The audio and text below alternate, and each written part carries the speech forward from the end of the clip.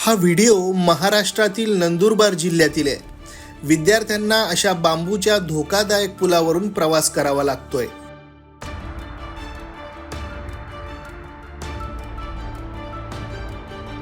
डाब ग्रामपंचायतीतील 6 आदिवासी पाड्यांना जोडणारा हा बांबूचा पूल आहे। या 6 पाड्यांमध्ये एकूण 1900 लोक राहतात।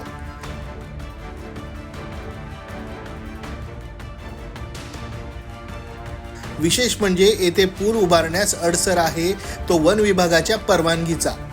ग्रामपंचायतीने प्रस्ताव दाखल करूनही वन विभागाने याकडे कोणतेही लक्ष दिलेलं नाहीये।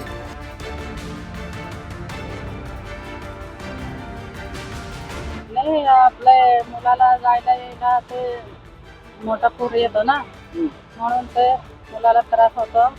आम्हाला पूल पाहिजे होतं सर। गेल्या वर्षी ती सांगितले होते, आले होते तेव्हा आपले कलेक्टर मॅडम बी आली होती, त्यांना बी बघून गेले ते। आपले आमचे दादा बी आले होते, ते पण बघून गेले, तरी आमची पूल अजून मंजूर नाही झाले ना।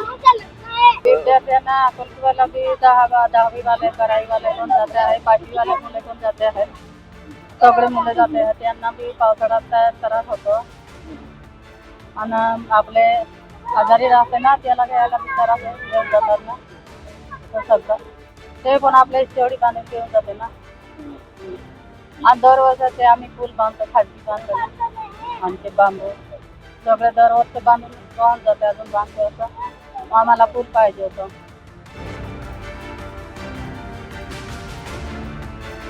या बांबूच्या पुलावरून विद्यार्थी, गर्भवती महिला ते सर्पदंशावेळी अत्यावश्यक वैद्यकीय सेवेची गरज असताना या पुलावरून नेण्यात येतं।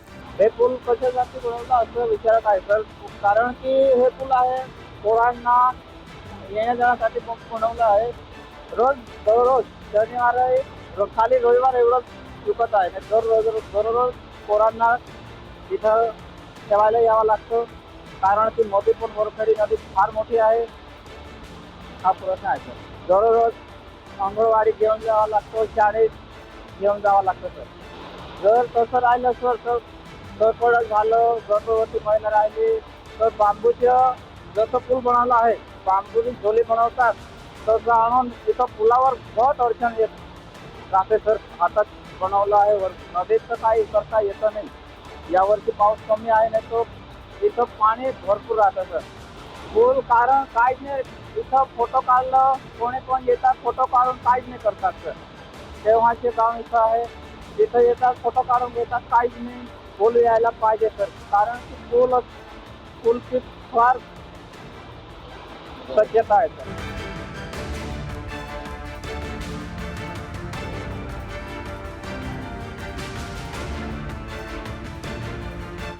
पक्का रस्ता पूल बांधायला वन विभागाची परवानगी लागते, पण बरं झालं बांबूचा पूल बांधायला वन विभागाची परवानगी लागत नाही, नाहीतर या आदिवासी पाड्यांचा आपल्याशीही संपर्क तुटला असता।